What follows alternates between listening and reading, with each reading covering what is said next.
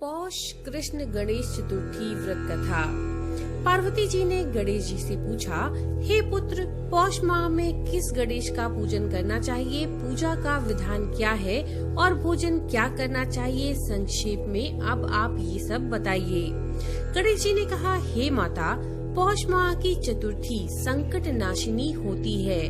इस दिन लंबोदर नामक गणेश जी की पूजा करनी चाहिए और इसके उपरांत भोजन में गौमूत्र ही पीना चाहिए। व्रती को पूजन पहले कही गई विधि से ही करना चाहिए, अर्थात सारे दिन शांत स्वभाव से उपवास रखकर व्रत करें, ब्रह्मचर्य का पालन करें, दिन में सोए नहीं और रात को पूजा से निपटकर ब्राह्मण को भोजन कराएं। दूध की खीर में शुद्ध घी डाल करके गणपति मंत्र से हवन करें तो वह राजा को भी अपने वश में कर सकता है। इस संबंध में हम आपको एक पुरानी कथा सुनाते हैं। एक बार रावण ने सभी देवताओं को जीत लिया और घमंड के नशे में चूर होकर उसने संध्या करते हुए बाली को पीछे से जाकर पकड़ लिया। शक्तिशाली बाली रावण को अपनी बगल में दबाए हुए आकाश के रास्ते से किष्किंधापुरी पहुंचा और रावण को खिलौने के रूप में अपने पुत्र अंगद को दे दिया। अंगद ने रावण के गले में रस्सी बांधकर उसे नगर में घुमाना शुरू कर दिया। संसार को जीतने वाले रावण की यह दशा देख करके समस्त नगर में रहने वाले उस पर हंसने लगे।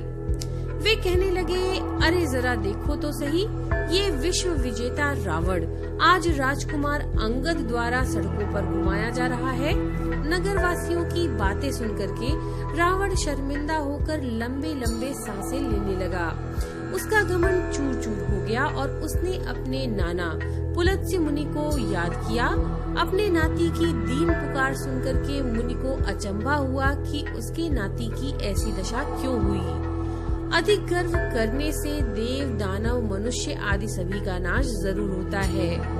रावण के पास आकर के मुनि ने पूछा कि तुमने मुझे क्यों याद किया। रावण ने कहा, हे नाना जी, देवताओं को जीतने के कारण घमंड करने से मेरी यह दुर्गति हुई है। मैंने पूजा करते हुए एक वानर राज को देखा।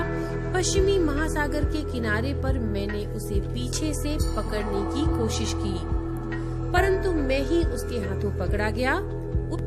उसने मुझे यहाँ लाकर मेरे गले में रस्सी बांधकर अपने लड़के को खेलने के लिए दे दिया। इस दुर्दशा को देखकर नगरवासी मेरी हंसी उड़ाते हैं। हे देव, इसी चिंता में मैं दुखी रहता हूँ। रस्सी से बंधे होने के कारण मैं कमजोर हो गया हूँ। हे स्वामी, अब मुझे क्या करना चाहिए? मेरे समान आपके कुल में कोई अन्य कुल को कलंकित करने वाला नहीं है। अब आप ही मुझे बचा सकते हैं। पुलत्स्य ऋषि ने कहा, हे रावण, डरने वाली कोई बात नहीं है, मैं तुम्हें इससे छुटकारा दिला दूंगा।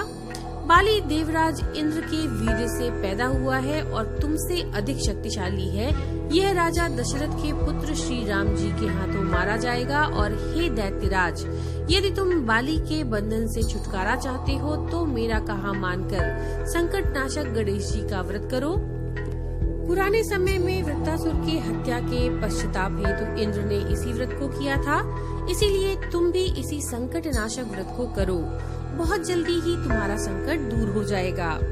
ऐसा आदेश देकर पुलत्स्य ऋषि वन में प्रस्थान कर गए। तत्पश्चात रावण ने इस व्रत को किया और हे देवी, इस व्रत को करने से रावण उसी समय बंधन से मुक्त हो गया तथा सुख से अपना राज्य करने लगा। श्री कृष्ण युधिष्ठिर से कहते हैं कि हे धर्मराज, आप भी इस व्रत को करें। इसके प्रभाव से आप युद्ध में समस्त शत्रुओं को मारकर अपने सुंदर राज्य को प्राप्त करेंगे। कृष्ण जी के कथनानुसार युधिष्ठिर ने पौष कृष्ण चतुर्थी का व्रत विधि सहित किया और अपने राज्य को दोबारा प्राप्त किया। तो ये थी पौष कृष्ण गणेश चतुर्थी व्रत कथा। नमो नारायण।